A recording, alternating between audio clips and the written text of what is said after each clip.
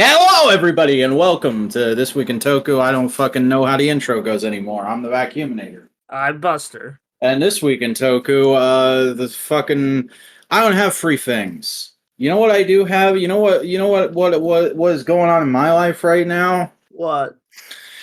Works. Same. I had a busy. There's a busy few days, which is why this podcast is late. Yeah. My body and all my patience for everything. There's the Ultra Q videos out like earlier, so. Yeah, it's only out that early because we didn't record last night. I was like, well, I could either have the video come out on Saturday now because I don't want to be counter-programming Modular, or I could just fucking rush it out the door tonight. Yeah, you're thinking the Buster way. The Buster, what? That's the Buster method, guaranteed to work every time, half the time. Yeah.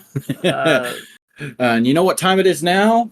This Week in Toku? No, it's time to say happy birthday. It's time to get out the candles and bake the cake and go happy birthday to you for Hongo Takeshi, the fictional character, not Hiroshi Fujioka, the real man who is very concerned about Japan's birth rate. Hongo Takeshi, a famous man who punches Nazis in all manner of fiction and also real life, were he a real person, I'm sure. He is 75 years old today, going by his canonical birthday, and that's pretty cool. Yeah, we last saw the original one in Superhero Senki, but you can see a newer version of him in Shin Kamen Rider. Yeah, go watch Shin Kamen Rider, everybody. It's good. It's real fucking good. And Hongo's a great guy. I'll talk more about Hongo and his fashion taste later today. But for now, why don't you do me a favor and support the podcast, everybody? Like, comment, subscribe, ring that bell, do all that fun stuff. Stick around, Modular Media. You're gonna want more of This Week in Tokusatsu. I can tell right now. I can tell by the cut of your jib, listener. I can see into your house at this very moment that you are a fan of This Week in Tokusatsu, whether you know it yet or not. And I also think that you will want to stick around for this Friday's episode of Modular Components, because we have one of the people who was instrumental in getting me into Tokusatsu coming on and guesting for 2.5 hours. We talked to internet personality evangelists. So I'm making a big push for hopefully people enjoy that. I don't know. Is there anything else I need to do? Oh, we got a TikTok. It's at Modular Media. We got a Twitter for however longer Twitter exists. That's at the Modular Media, and we got a Tumblr. That's at Modular Media. It's all Modular Media. All media is Modular Media, or if it isn't, it will be someday. That's my evil plan to take over the world through podcasts. Anyway, let's move on to the news. First up this week, I will just say I'm doing the news a little differently than normal. I didn't separate it out into like Kamen Rider and Super Sentai and whatever other stuff decided to have news this week. It's just, this is the stuff I am interested in talking about this week in the order I found it. So we're just going to go through it and hopefully it all makes sense and is coherent. Anyway, first and foremost, Moshi Moshi, everybody. It's Faiz's 20th anniversary very soon, and they're having a 20th anniversary event in Japan called My Mission Memories. It's essentially going to be like a Faiz museum exhibit that you can go to, and there'll probably be a cafe with like themed food and shit, because there always is at these kind of events in Japan. But the main draw is that they are going to be showing off in person for the first time the newly unveiled SH Figuarts Shinchoku Seiho Kamen Rider Faiz. And I swear to God, I thought they already Shinchoku Seiho'd this guy. Shinchoku Seiho 2? Maybe. I went and looked it up. I couldn't find any like reviews for Shinchoku Seiho, so maybe I was just crazy, or like maybe they announced. You're probably just crazy. You're probably just crazy. Oh, we're gonna get nuts. But yeah, maybe there was like a minor announcement that, hey, this is happening, back when the Faiz 20th anniversary was announced, and I just didn't remember that that's what that was, and I interpreted that as like it's already out and whatnot. But no, these are our first official photos of Shinchoku Seiho Faiz, and it looks pretty dang good. I've always liked all the suits from Faiz. I think that show has a really good design philosophy behind it. Not necessarily a writing philosophy, or even a Wow. character philosophy, or a This plot guy. philosophy, or a fucking anything philosophy. But whoever was making the suits was doing a good job. And this looks like a great action figure of this suit. It can even do I look like I'm about to take a crap, but I'm gonna flip my wrist all cool pose. That's the main image in this tweet. Are you excited about this at all, Buster? It would be if I could afford it. Oh, that's fair. Anyway, there's also been a bit of a controversy going on in the last couple of days because a interview came out in the Japans with Kento Hanada, who is the actor for Inui Takumi, aka Kamen Rider Faiz himself, and they asked him about working on the Faiz 20th anniversary movie, which we've known about for a while.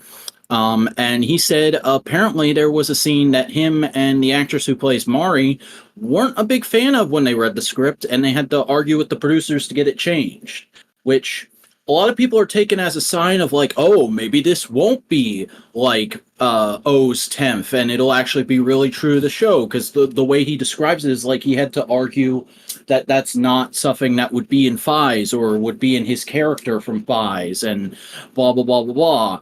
And I'm like, y'all, just because they changed one scene, that doesn't mean it's going to automatically change whether a whole thing is good or not. Also, is it just me, or is anyone else getting like JDF vibes from this? No, Like, no. I think you just have PTSD, man. I don't know. There's something about this that I'm like, the way he says, like, because it's also like really weird that it's like culturally non-normal thing that actors in Japan get to have input on the scripts at all. But he's like, oh, this is Faiz. This is what I'm known for. This is my baby, and I have to defend it and stick up for it. So we really argued hard, and there were multiple meetings about this. And I'm like, okay, what the fuck is this then? What was so bad that you had to argue this hard about it? Here's the thing. I want to see the script. I think I might know what it is. I didn't want to say this, but since you kind of pulled my hand, I have to say it. I think this might have been a scene with the character from Faiz who is dead in real life. I think that might have been it. Don't quote me on this. This is just my dumb conspiracy theory. Wait, are you talking like there's an actor from Faiz who died? Yeah, who has a big relationship with Takumi. And remember, in 2015, passed away. I need to figure out the name. Give me a second. I need to Google the guy. But yeah, he's dead. He was the main horse orphanok. Oh, I didn't know that guy was dead. That sucks. Yeah, and when I first saw that, that's where my brain went to. I didn't want to say it on this podcast, but he said the scene was between him and the actress who plays Mari, so I'm like, do they get all like romantic and shit? And he's like, our characters wouldn't do that? Maybe something like that. Like, actually, that's way more plausible. Maybe it's something, or maybe it's just up in between of the two things we pitched, where it's like they remember the other guy or something. Or yeah. Either way, it's a weird thing to find out about ahead of so much else about this. We don't even have a trailer. Yeah, I really want to. I wasn't planning on watching this because I still haven't finished Faiz, but I'm almost tempted to check this out when it comes out just to see if I can spot where the change is. Like, is it going to be really obvious? Probably not, because like this was during the scripting. Well, anyway, we're talking about a upcoming Bandai event with Kamen Rider, and Bandai's got some new event-exclusive SH Figuarts coming up. First and foremost, SH Figuarts Kamen Rider O's TaJaDor Final Battle version, which is basically, now it comes with the big pompous wing effects parts and what's the name of the medal? The purple medals for the not the purple medal.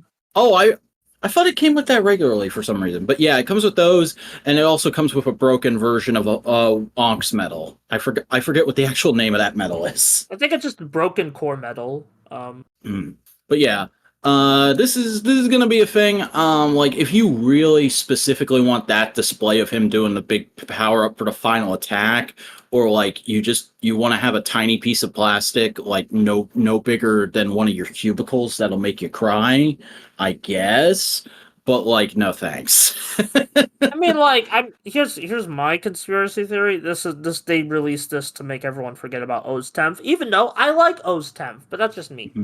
You're also like the only person I've ever met who likes O's 10th. So Aki likes O's 10th. well, I haven't officially met Aki. We've just had like passive aggressive conversations in Discord servers and live streams. But well, that's not true. I was gonna call with Aki last week. I just fucking remembered that. This guy, forgetful Vac. What's going on, Aki? Call me a shithead in the comments. I don't care.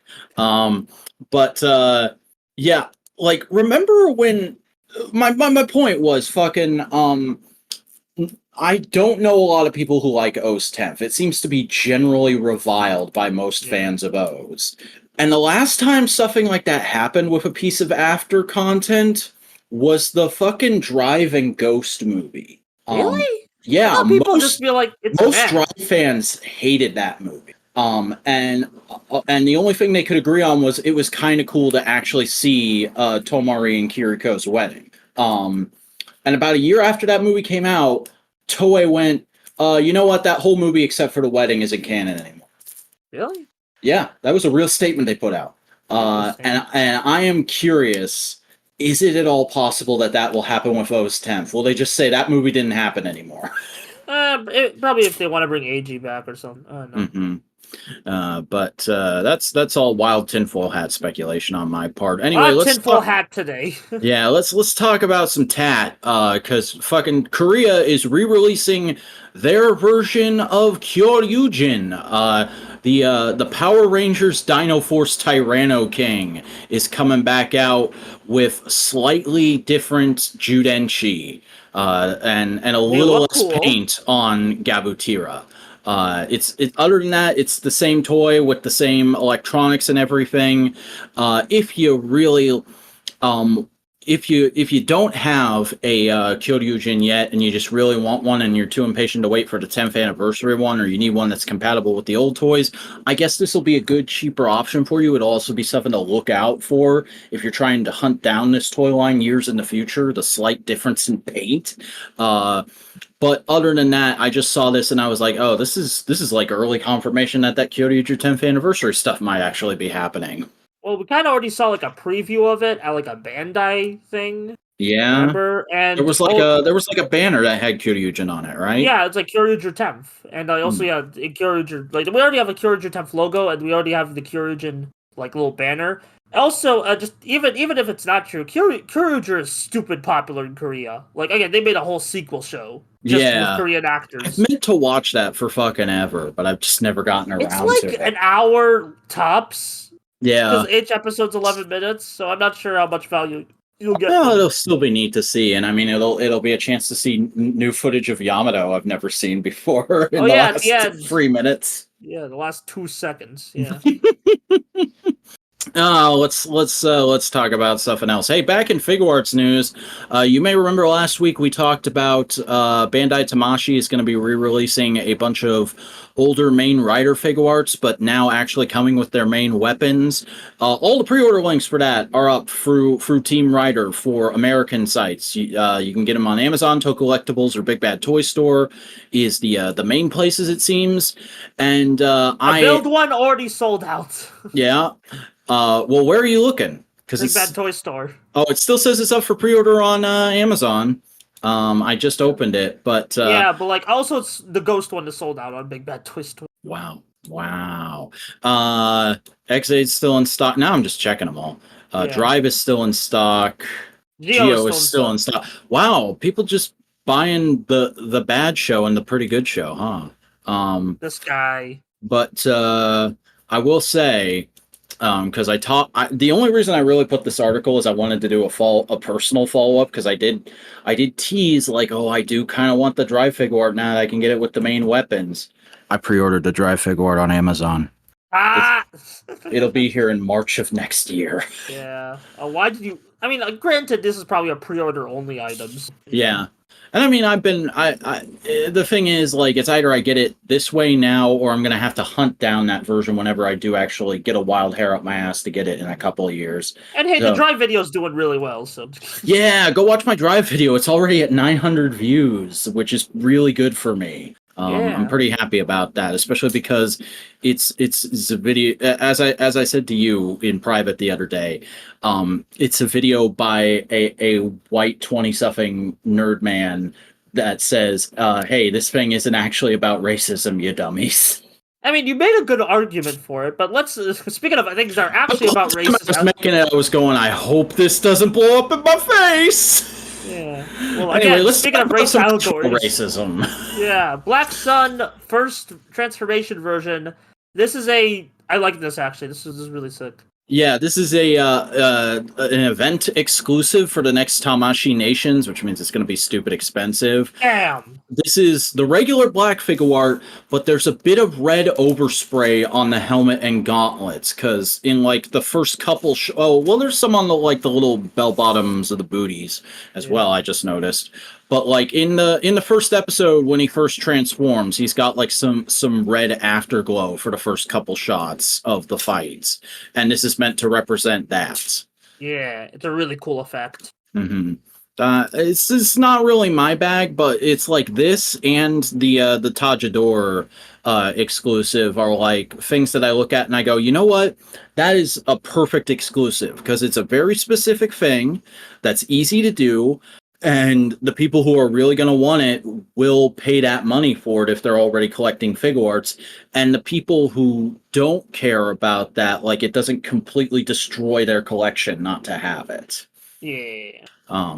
But I think that's all I have to say about that. So let's do a little bit of Geats and a little bit of Geats news, because a new Kamen Rider, actually two different new Kamen Riders, appeared in this week's episode of Geats. We'll talk about him in a bit, but his fucking driver's up for sale on Premium Bandai, and it's a Vision Driver repaint. I mean, at least this is the first. Is this the first Vision Driver repaint? Yeah. But it's also like the laziest possible repaint they could do in that it just got dunked in a bucket of gold paint. Hey, I like gold. That's true. But if you want your Zillion driver, it's already up for pre-order. So very good name, by the way. I love the name. Yeah. It makes me want to see this guy in the next episode of Outsiders get into a fight with Kamen Rider Faiz. Yeah, that would be great. But let's talk about some Ultraman now, because there's a little bit of Ultraman Blazar news this week. First of all, the Figureize standard of Ultraman Blazar was officially announced, and we got some CGI renders of what it's going to look like, which I'm used to seeing with like Hasbro toys and shit, but it's weird seeing it on like a Japanese collectible. Probably because of the detailed swirly thing. They probably want to get it just freaking CGI it. We don't want to build it all and get it wrong. Yeah. There's a couple images in this I really do like, where they actually point out how some of the jointing and whatnot works internally, because that is the big appeal about buying these as opposed to figure arts or something else, is that you build it yourself. You get to see how the toy actually works as you're making it. But I think it's really cool that they put that in the advertising. But I've never bought a Figureize, and I probably never will, just because I'm too lazy to go through that with a figure. Yeah. Do you want to talk about the other Blazar thing? Yeah. Fucking Tsuburaya do what Toei don't, because Ultraman Blazar is coming to Japan, or Fan Expo Canada. I don't know why I said Japan. He's a Japanese hero. There you go. It's weird because I'm looking at the website right now, and they're literally Xbox and Cineplex Pictures is right next to Ultraman Blazar in terms of people who are representatives at the show partners. It's kind of, I'm sending you the image right now. It's freaking surreal. I want to see this. I'm waiting for it to come through. Okay. You actually want to see it? Yeah. Here. It's so funny. He's like also 2 steps away from Hasbro and Amazon. Yeah. I don't know why, it's just so funny. Anyway. That's amazing. Actually, this is really fucking cool, because I remember, and we talked about this a little bit with Vangelis on Components. Don't forget to subscribe and listen to Components when it comes out on Friday. But there was this whole like upsettedness when Shin Kamen Rider was getting its American theater run because it didn't also go in Canada, and they kept calling it the North American debut, which was technically correct, but it's like it's not in all of North America, it's just the USA. This is the first time Tsuburaya has really done something like this, and they're starting with Canada, and I think that's really fucking cool. It's not like friggin' everybody's gonna be there. There's just gonna be a guy in the Blazar suit and some representatives, but still, that's better than being in Toronto and getting told you can drive to New York State to see Shin Kamen Rider if you want to. Yeah, and it's like the actual Blazar suit actor. That's gonna be so cool. Like, I think a friend is going. So, if he's there, just hit me with some pictures. Huh? Yeah, if I was anywhere close to this, I might go just for this. Yeah, get my picture with Ultraman. Yeah, freaking Beast Man. Oh, Beast Ultraman. Yeah. Yeah, the good on you, Tsuburaya. This is really cool. But you know what else is really cool? Speculating on whether your favorite franchise is dying or not based on how many toys it's selling. Because Bandai's Q1 sales numbers for this year are out, everybody. And everything's up, actually. Kamen Rider went up a little, Sentai went up a little, Ultraman went up a lot. Yeah, it's a good time to be a tokusatsu toy maker. Yay, making toys. The King-Ohger, I think, is sticking. Yeah. So it's like the Don Brothers momentum is still sticking, despite what freaking nerds on the internet will say. So they're taking risks, and it seems to be paying off. Yeah. But that's pretty much all I have to say about that. Yeah, that's numbers stoinks up. That's all we got. Invest in Bandai. Yeah. Speaking of, don't invest in Team Rider because they're literally Bandai, man. I don't like them. At least these Gotchard thingy looks. Well, here's the thing: they put out this Gotchard thingy. They announced this. They didn't announce where you could pre-order it. They just put up a post saying like, "Hey, this thing is coming, and pre-orders are already up."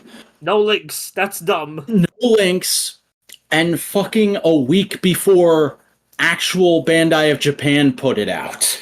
Did they not schedule this right? I don't think so. Like, this came out days before the press conference, and then the actual Bandai of Japan post happened the day after the press conference. I think this was supposed to be like, hey, the fucking new Legend Rider thing tying in with Gotchard. And I don't know if Team Rider jumped the gun and accidentally started promoting Gotchard early, but also, hey, you fuckers, you gonna simulcast Gotchard?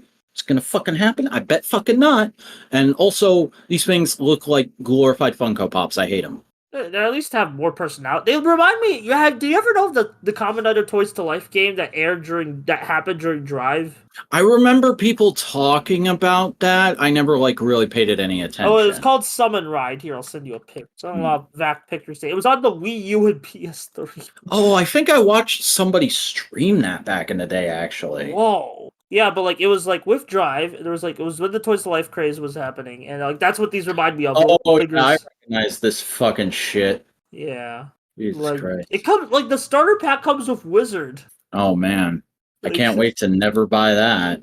Oh, I might buy it for a review one day. Do you think Taka has this? Do you think this is sitting in the back of his closet gathering dust? It's in Play Asia. Play Asia, they're like a video game. Anyway, speaking of video games or just games, card games. Yeah, card games. Gotchard. The Gotchard Press Conference happened, everybody. We have all the Gotchard info now. First and foremost, at Mr. Cooper92 on Twitter actually found the correct size card sleeve for the Ride Chemy cards, or Ride Chemy. I figured that out with the trailer. It's actually pronounced Ride Chemy, which sounds weird to me, but okay. If you're going to be buying those cards, you're probably going to want to put them in sleeves. So we'll have a link to the tweet that has a link to the Amazon listing. The link to the link. Yeah, the link to the past to get the cards for Gotchard sleeve things. I don't fucking care, because Gotchard trailer looks bad. Whoa! I thought you just said it looked fine. That's how I felt at the time. But here's the thing. Here's what's happening on This Week in Toku going into the next year. I'm about to throw Buster into the barbershop window. I'm gonna fucking hit Buster over the back of the head with my belt. Well, I'm I'll gonna have destroy. you. I'm gonna destroy our festival of friendship because I think this show looks real bad. It's giving me major Ghost and Geo vibes. Well, I like those shows, so screw you. Well, I fucking hate Ghost, and I think Geo is a big fucking mess with a couple of really good episodes. Okay, I here's I'm still going in. I want to like the show. I've got to watch it every fucking week, so I want to like it. And I know you've said you've praised the high shit out of Keiichi Hasegawa. I made a meme about it. Yeah, it's fucking funny joke. But I'm looking at this trailer and I am seeing a whole lot of shit that just rubs me the wrong way. I don't like how any of the cast come off in these little clips we get of them speaking. I think all of their outfits look fucking dumb. And I think the sets look real cheap. Like, Well, like, it's cheaper just- than Rider normally looks. Well, it's like it seems like they're trying to go back, like lessen the budget from Geats having like a bunch of riders. Yeah, because like the fucking the transformation is stock footage again. I hate it when they do that. I don't think that. I think it might just be for an episode because Ghost even ditched the stock footage after a while. Yeah. So yeah, it's usually they try some things and then they go back to the stock footage thing, you know. Yeah. And so I guess I'll talk about what I liked about it. I'll admit it didn't like blow me away, but I could see this being like a Forza situation where the first half is solid, but when like more stuff gets thrown in, that's when it really starts cooking. You know? I fucking hope so, because right now I'm looking at the screen caps of all these fucking people on the Toku Nation article about the press conference, and they all just look like the blandest, most McDonald's fucking processed. This is writer characters I've ever seen in my life. Maybe you're just getting old. Maybe. It's entirely possible. The only fucking two things that I got excited about with this press conference, because I'll go ahead and say I didn't actually watch the press conference. I just watched all the news that came out of it after because I was busy with other shit.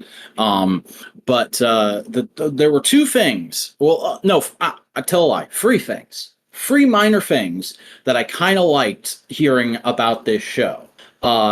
Number one is that the male vocalists of Back On are going to be singing the theme song. The female vocalist sung half of the Geats theme song, and I guess the other two were like, "Hey, what the fuck?" So now they're singing the whole Gotchard theme song, which is called Chemy X Story. Hopefully, it's good. But also, like, hopefully it's good and the show is also good, because I'd hate to have a song I really enjoy that's not attached to a good show. Number two, I think it's cool that one of the ladies from the Amazons cast is playing a villain lady in this show. I liked her character a whole lot. She was Nozomi in Amazons. Yeah, she was cool. It was cool. And now she's wearing what looks like a fetish outfit. Egyptian, it's ancient Egypt shit. Yeah, but ancient Egypt is like a fetish these days too. Yeah. Honestly, I'm not like the only thing of this show that I'm like, I don't know how I feel about that chief is like the villain suits. The villains are like three young women who are all like trying their damnedest to give step on me mommy energy, and one of them is a literal child. So yeah, I don't know what they're cooking with that. I don't know. And the other little thing is, I actually really dig the one alchemy thing about this. I really dig, because all the other alchemy shit in the trailer just looked like, here's some shit. I dig that Gotchard's henshin pose is actually him making the Philosopher's Stone symbol. I always really dig when Ryder does shit like that. Makes the henshin pose actually do something. Like the fact that Drive's pose is him drawing his logo. And hey, here's a rare me complimenting Ghost. His pose is him like doing mystical bullshit that makes his eye symbol. I love that. I think that's a really cool little touch. But other than that, I ain't feeling it, Chief. You know what? Fair? I'd say, like, I'm excited, but, like, the footage they show is kind of, like, I feel like it's only from the first episode. Like, yeah, usually they show up maybe the first two. Yeah, maybe the second one. I don't know, but, like, it seems like this is going to be a better show to watch when it's completed than week to week. If this is all from the first episode, this first episode is going to feel rushed as fuck. I mean, like, writers had rushed as hell first episodes. Oh yeah, before. most first episodes usually feel rushed, but there's rushed and then there's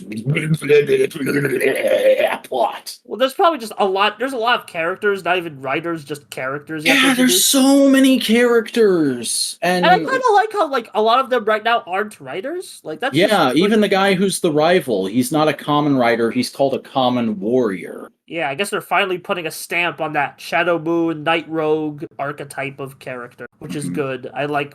Thank you, please. I'm tired of having to be like, well, they're not Kamen Riders. They're just guys. Yeah. Can we call Tackle a Kamen Warrior? Yeah, please. She's the first one, and you can't make yeah. She's the first one. No argument.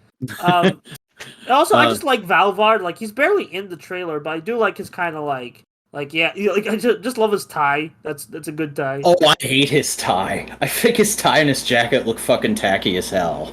Yeah. Well, I'm a tacky man with tacky plans. A tacky man with tacky plans. Yeah. My best friend, Buster Corp. Yeah. Oh god, this show's gonna test our friendship. Yeah.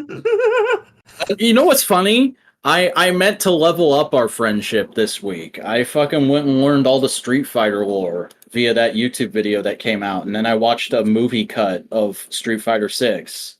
I finally did it. I finally got into a fighting game lore. And I was like, oh, this is great. I can talk about this with the boys on the next components. And now it's like, well, I guess I'm gonna what's another well-known heel turn? Fuck. I don't wrestling, I'm really on the outs with wrestling again because CM Punk shot his mouth off again. And now wrestling fans are fucking speculating on it like a bunch of high school girls gossiping, and it's always fucking disgusting. And it was like I just got back into it. I just went to a show with my sister, and I just fucking I was getting excited for All Out. They announced some pretty cool matches for All in London and at Wembley Stadium, biggest wrestling audience of all time. And now I'm like, fuck this. Wrestling is bad. Don't get into wrestling. It'll ruin your life. Just like Bandai will by selling you all their toys and making massive pompous displays at Shinjuku Station. That's my segue back into the news. This is actually really cool. I actually really like, especially the display of all the Heisei Onwards belts at the Shinjuku Station to advertise Gotchard. That is fucking sick. If I had unlimited money and I could have the palatial vacuuminator estate, this would just be like a hallway. This guy. Yeah, it looks pretty sick. I kind of wish there was some Showa belts, but I understand like this has been continuously innovating since 2000. Like they took a break, and also just I don't think this division of Bandai made any of the 70s or 80s belts. So. Mm-hmm. And our final story for this week is Toho finally announced that, hey, the Jet Jaguar short film funding campaign was successful, and so Godzilla Fest 2023 is happening on November 3rd, and they're going to show the short film then. So everybody have your fucking video downloader ready. Yeah, just get the 4K video downloader, my good friend. My good friend, keepvid.net. Yeah. You know who else are good friends? The shows. They're good fellas, right? Sure. Wait, you didn't like this week? Just fucking introduce the shit, will you? Okay, Ultraman Blazar special episode uncovered the true identity of the giant creatures. Yeah, these creatures aren't great. They're just big. What are you doing here, bud? I don't know. Wow, we sure got excited over nothing. No, like, I mean, I like the joke at the end that referenced what happened to Ultraman Nexus. Oh, that was a fucking Nexus reference? Yeah, because Nexus was supposed to air in a late night slot, but then Gundam Seed Destiny took it, so they had to move to the kiddie slot. Oh, huh. And that's why everyone hates Gundam Seed Destiny besides all the things that Gundam Seed does. I've never heard that before, so I didn't get that joke at all. I was just like, that's a fucking ass pull of an ending, okay. And also, like, there's just nothing to the dialogue in this. Like, they tried to do something a couple of times, but you know what? You know what this fucking reminded me of? What? Have you ever like dipped your toe into the J vlogger scene, like fucking Trash Taste and all them abroad in Japan I and always see fucking thumbnails and I get scared.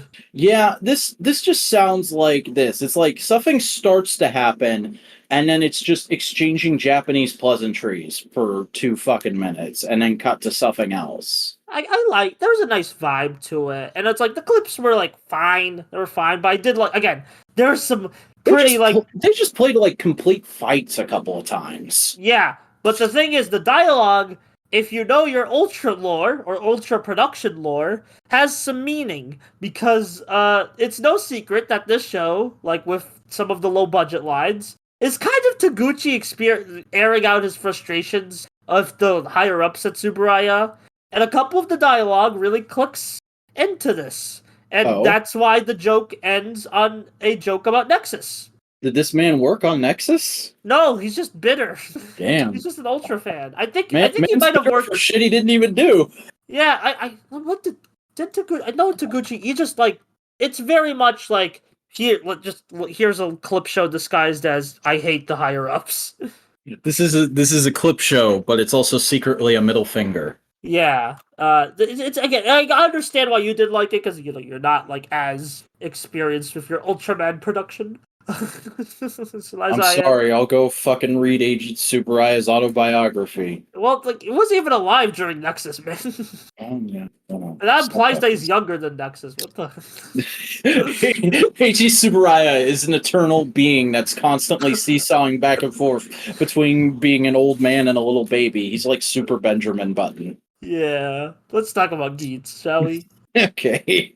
Episode 47, Genesis 9, A True Kamen Rider. This was some gas, man. This episode fucked. Yeah, this was good. I love this episode. I especially love how just like blatant it is that like shit, Nago, Buffa, and Punkjack's arcs are all done. They're gonna have nothing to do with this week. Turn them into literal inanimate objects.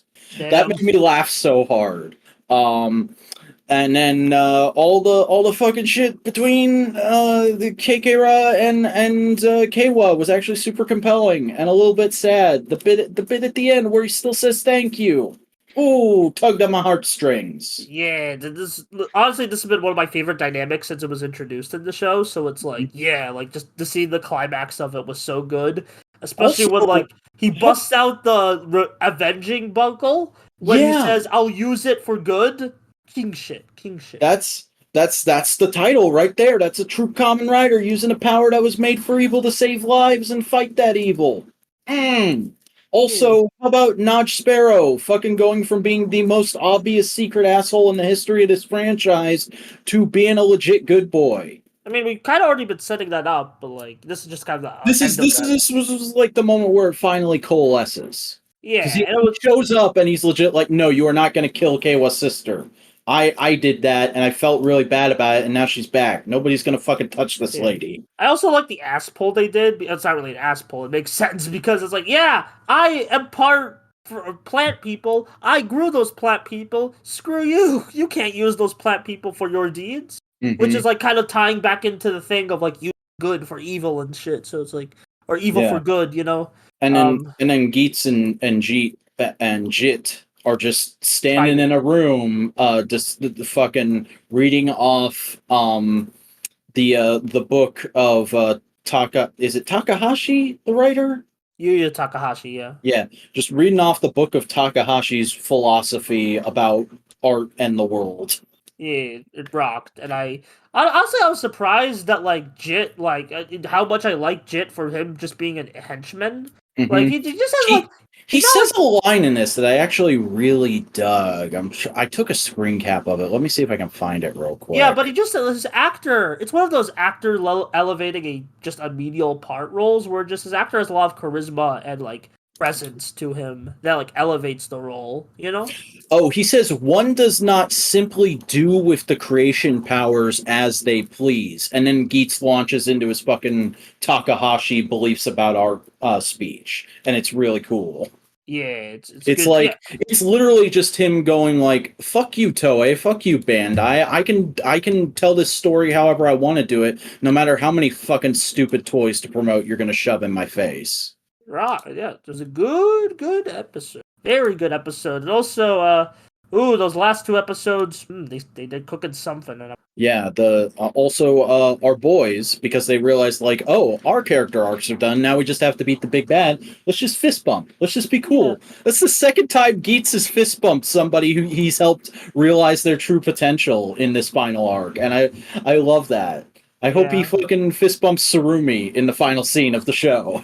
yeah. Because like it seems like they're finally leading up to the gun to face thing that we from the Yeah. opening. Because Suel comes back and he's like, "Oh, it's time for our final confrontation." And then the next episode preview is all shit that implies it's actually going to be Surumi and Geets fighting. So I wonder what's going to happen. I also wonder if we're ever going to get a fucking face actor for Suel, or if he's just going to be a suit with a I voice. kind of hope he's just a suit with a voice. Honestly, like that's just way cooler than just like it plays into like he is because they mentioned a thing about the audience wanting the bad. It kind of plays into like the villain isn't just one singular thing; it's a desire, huh? You know? Yeah, get Yep. it? And he God, what else did he say? Oh yeah, he says like they're because he transforms and he's got like a big eye, and I guess he's gonna have like a bunch of little CGI's eye cameras that move around on his suit. Yeah, we saw those earlier in the like show when they Yeah, first revealed that the DGP was a reality show. but he says he literally gets his power from people just getting their rocks off on heroes getting their shit wrecked. And I'm Yeah. like, damn, I didn't know the Kamen Riders could be powered by 4chan, but how about that? I mean, hey, they're pulling some Gerd God hope versus nihilism shit, and I love it. Yeah. Geets is, unless there's a major ass pull in the next episode, I think Geets is going to be at least on par with X8 in terms Yeah. of Takahashi's works. I don't know about Rider in general. I think like I'm gonna have to get a little bit of distance from it if before I know if it's one of my favorites or not. But I think it's done a really good idea at communicating how far Takahashi's ideals have come since X8, and like the same level it did. Like this is getting a little ahead of myself. That we should be talking about this kind of stuff for Geets' final episode. But I do want to say I had the thought this week of like it's really interesting how X8 had like this very brash laying everything out nature that if you knew where to look you could really get an idea of what Takahashi was about as a creator. And then it seemed like in 01 they were trying to do that again, but it just kind of stumbled in a few places that made it a little bit less than X8's level of quality. And this feels like they've like spent some more time developing their ideals and have gotten it to a place where they can do that sort of X8 thing again. Yeah, because yeah, I think I would be on par with Exig. I think Exig just a little higher because of just first series while airing bias. So yeah, I have a You little mean bit in of like bias. your personal rankings? Yeah, personal rankings. Yeah, 'cause objective rankings. Who cares? Anyway, King-Ohger? Sure. Should we talk about the both episodes at the same time, or? But you fucking introduce them. Yeah, okay. Episodes 23 and 24 of King-Ohger, Shogadam's Moving Castle, and the King of the In-Between versus the Lord of the Purgatory. One of these episodes I thought was pretty good, better than I was expecting, and one of them I was real fucking annoyed by. Which ones are which? Goes in sequential order. Oh, okay. Because, like, we were talking last time we got to talk about King-Ohger, because it's been a couple of weeks because of sub shenanigans. I was not digging that big final mech arc. And I was like, man, it feels like we just hit a crescendo and now you're trying to force another one. What are you doing? I dig how this episode, episode 23, is very much like kind of a goofy, fun Super Sentai. Everybody's working together, and that's what ultimately beats the villains moment. Like I love the thing with the little kid doing everything he can to bring the final gear, and then Jeremy helps him out at the last second to make it happen. That was really cute and fun. I don't really love Caucasus King Castle or whatever it's called. It's like just an okay looking robot. It really puts me in the mind of like city formers from Transformers, where they're just like big fucking blocky blokes with nothing real interesting going on. Though at least King Caucasus the castle has like some beetle horns on it. It's got that going for it. I like the mech. It just looks neat. And I also dig like Gira figuring out like, oh, this is how I use my tyrant philosophy, my trick you pretend to be a tyrant philosophy for good. And I'm gonna tell everybody like, hey, you got to get me all the fucking parts we need, or you're all gonna die. But I'm not gonna tell them that. Oh, it's because I won't be able to save you. It's just you're gonna die. Fucking move your ass. I thought that was really fun. Yeah, I really like Gira as a protagonist. But then episode 24. If you look up the definition of tonal whiplash in the dictionary, you will find a screen cap from King-Ohger 24. What, is it like too serious for you, or? No, it starts off no exactly. That's the fucking problem. Is it starts off really serious, and then it gets really silly, and then it gets really serious again. It's like here are these two completely different plots, and then we're gonna slam them into each other, just so we can. Yeah, all right. I'm just gonna fucking say it. So Jeremy's the dumbest motherfucker in the history of Terran, right? No. Really? Because he wrote a story about how the King-Ohgers were the best people ever, the ultimate good guys, and they beat the Bugnarok, stopped them from taking over the world, and blah blah blah blah blah. And then he's shocked that created the perception that the Bugnarok are bad people. Well, like, he wasn't. He got like a bit ahead of himself. He wasn't like. It's kind of like about that thing where it's like you don't know what your writing is going to entail once it gets out to the world. It's one thing in your head, but to everyone else. I get that it's trying to do the death of the offer thing, but the way they play it in the episode, it legitimately came off to me like he had never thought about it before. And I'm like, wouldn't you have though? Well, it's like because this is the first time they're bringing that up in the show. So of course they're gonna play it like that, you know. Well, also, there's the shit where the whole thing with the bad guy plot this episode, where the bad guy is just going on and on about, like, oh, my people were being punished for crimes we didn't commit that happened thousands and thousands of years ago by our ancestors. We don't even know if that shit was true, man. Shouldn't Jeremy just say, like, actually, I was a baby right after all that happened, and literally everybody told me that's what happened. Pretty sure that's what happened, bro. Maybe you should just try being nice to people. And then there's the biggest ass pull I've seen in Tokusatsu in a while, where they go, "Oh, by the way, we're related. Oh, by the way, I'm not gonna fight him now because we're distantly related, and that means something to me." I fucking hate that kind of shit in media, man. Like, that is a trope I cannot stand. It doesn't matter if somebody fucking shares a tiny strand of DNA with you or not. If they're being an asshole, you need to fucking shut them down. I think that's kind of his arc, man. Like, he's gonna learn that. I fucking hope so, because after that happened, I was like, I really hope Tombo just walks up and slaps him upside the head next episode. Yeah. I'm very, like, interested to see where this goes. Again, like, we'll see.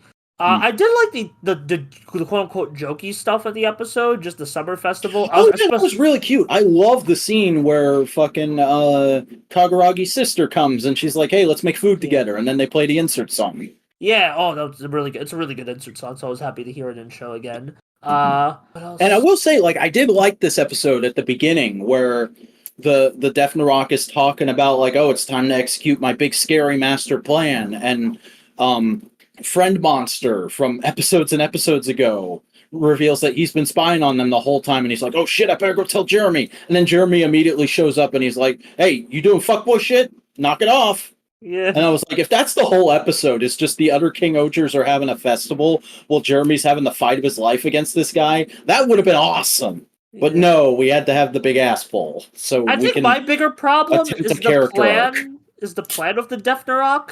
That's, like, I think my bigger problem with the episode is just the plan. Like, oh, like, it just kind of, like, I get it. You want to have a big set piece. You want to have high stakes. But also, we got to introduce the final combination somehow. Why do you want to destroy the world when you live in it? Do you just, like, and especially when you care about your people?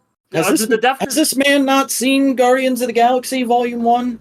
Yeah, I don't know. That was, like, the only thing that really bothered me about the episode. But I get it. You want to have stakes, so who cares? Also, this is like the third crescendo in a row that we're doing here. Yeah, it's kind of like we're back to back to back mech introductions and combinations. It's a bit Maybe repetitive. they're doing that on purpose. Maybe they're going to like try and actually burn everybody out on purpose. So fucking Daigo, I almost said his stupid nickname. So Daigo coming back in September actually feels like a blessing to people who don't like him, like me. I don't know. Like I guess they just like they want to get all the King-Ohger stuff, then the Kyoryuger stuff, then the final King-Ohger stuff is like what they're going for. I don't know anymore, man. And also apparently, like this is a rumor, but apparently the Bugnarok are just not popular in Japan. So maybe they just want to burn them out. Wow, maybe that would have something to do with the fact that there's all this development we could have been doing all this time that just gets fucking dumped on us in this episode. Yeah, I don't know, man. Like, imagine if, like, here's the thing. Part of the reason I've got such a stick in my craw about, like, all the shit with the Bugnarok in this episode is, like, it all just starts happening this episode, and I have a real feeling like they're not going to be around in another couple of weeks because of how hard they're going on it. And I'm like, if you had built up some of this stuff, if we had heard that, like, the reason the Bugnarok are attacking is they're going, oh, we've been oppressed for no fucking reason. We don't even remember that shit. I might have been more interested in as them as villains before.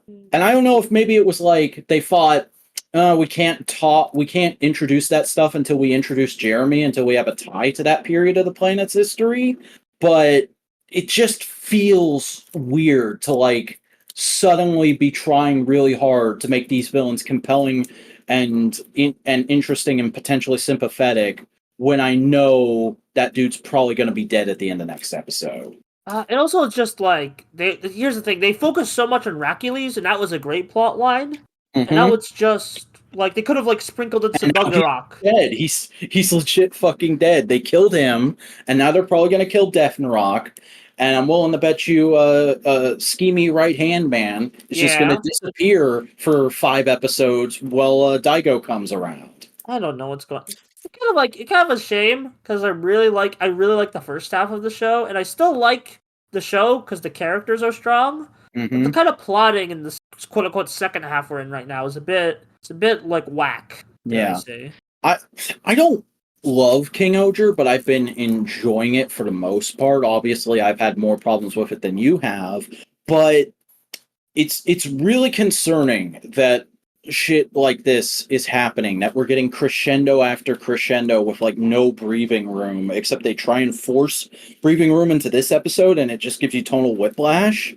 It feels like there's some major executive meddling going on with this show. Yeah, especially because they probably the executives want to get their way because of the LED screens being used. So, that costs a lot of money. We got to get the Kyoryuger guy in here so that we can recoup some of that money. And also, it's the 10th anniversary. That's a good excuse.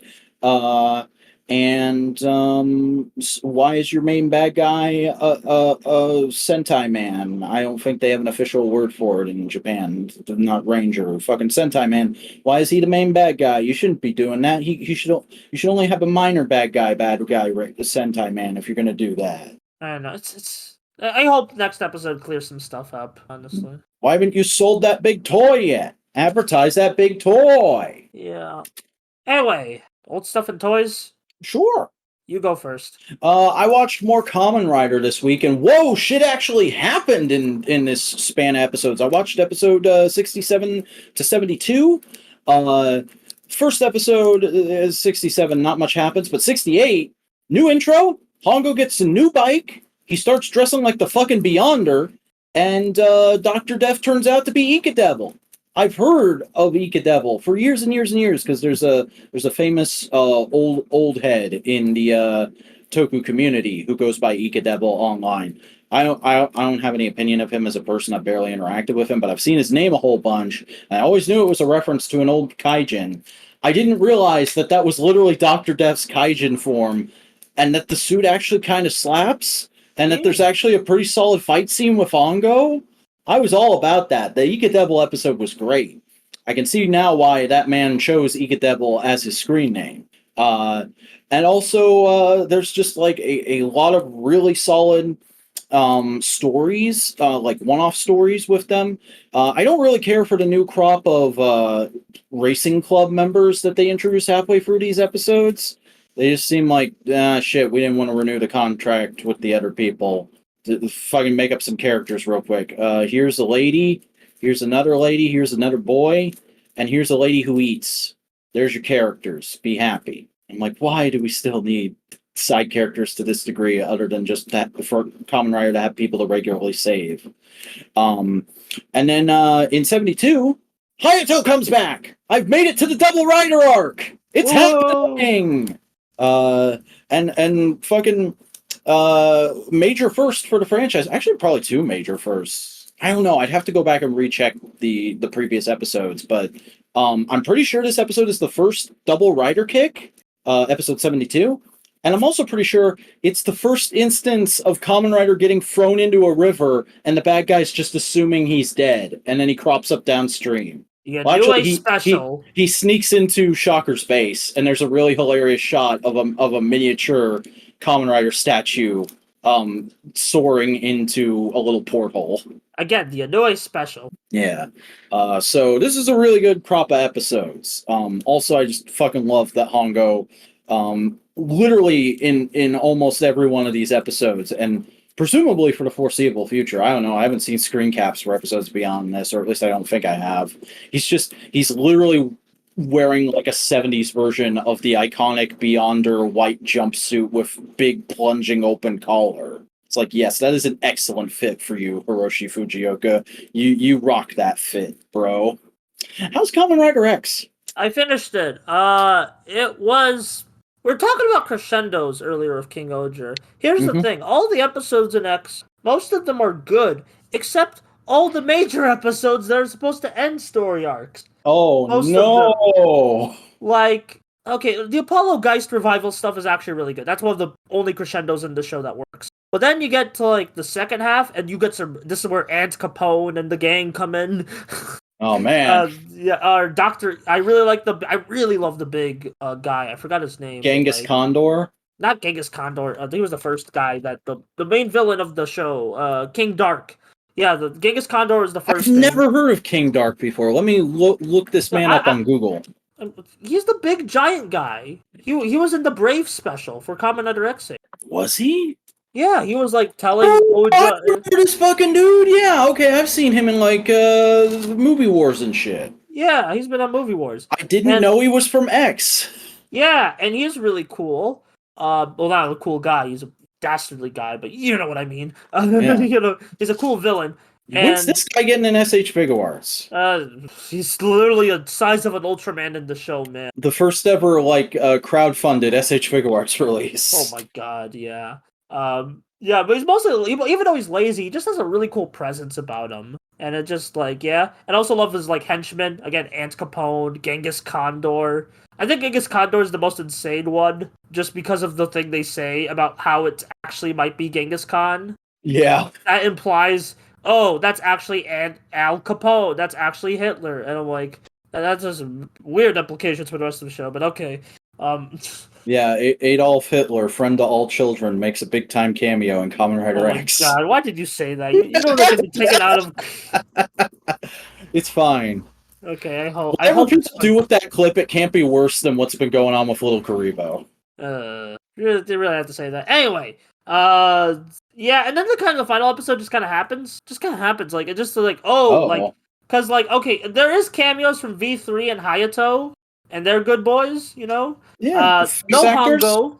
No, face actors, yeah, no Hongo. Hooray! So, like, here's the thing. In the penultimate episode, V3 and Hayato are helping out X. But then, literally, next episode's like, well, they're doing their own thing. I gotta go fight King Dark myself. And then, it's the most anticlimactic, you think he's dead? No, he's actually motorcycling. Well, the other writers told me I should do this loner thing, so... And I hate that ending. It's so lame. Yeah, that sounds real silly. Also, like, why wouldn't you just have it be that King Dark defeats or captures the other riders, and you raise the stakes that X has to save them all by himself? Yeah, that's what I'm saying. Like, at least use the suits if the actors aren't there. Just have the suits crucified or some shit. I don't know. It just, I don't know. X, it's like, much like the opening arc, it kind of just ends. But it's still a really good show. There's still a lot of really good episodes. I think this is where the episodic Kamen Rider structure started to get perfected. It's just we have a few kinks to work out with like the ongoing story stuff. Would you recommend the series as a whole? Yeah, I'd say so. It's like only 35 episodes. It's Damn, I forget how short some of the Showa series yeah. are. Next to what we're getting to the shortest Kamen Rider. Oh yeah, Amazon. Amazon's. It's only like 20 episodes because fucking parents hated it. It was terrifying their children, right? Yeah. Oh boy, I'm very excited to get to that. But you can find my more in-depth thoughts on X and other Kamen Riders and Toku I cover on the Buster Corp channel because we're at the end of this podcast. You know? Hey, look at you smooth segue boy.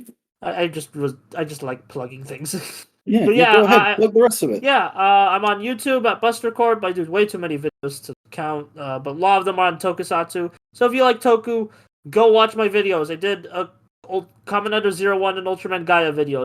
They're really cool. Also on Twitter, for as long as that exists, at Buster Blue 3. Also, yeah, that's all where I am right now. I have a Discord, but I only give out like invites randomly on Twitter because I don't want weirdos in there. Fair enough. Well, I'm the Vacuuminator. I make YouTube videos. They're things I'm generally pretty proud of. I've actually got two full videos out since the last time we did this podcast. So everybody head over to my channel. I just did a video on Saturday about Kamen Rider Drive, which has gone over crazy well for one of my videos. And just today, at the day we're recording, I put out a video on Ultra Q, which has done okay. But that's fine. I don't expect the sun and the moon from every video I upload. I just want people to enjoy them and maybe give me money. So hey, patreon.com/thevacuuminator. I'm also on TikTok uploading clips of my older videos. That's at @the_vacuuminator. And that same web address can be used to find me on Instagram, where I post daily action figure photography, and all that content gets collated on my Tumblr, thevacuuminator.tumblr.com, my Twitter @thevacuuminator, and my Blue Sky at thevacuuminator.bsky.social. But folks, that's going to do it for this week in Tokusatsu. Thank you for joining us. Oh my god, the show's finally over an hour again. We'll see you back here next week for whatever happens that week at Tokusatsu!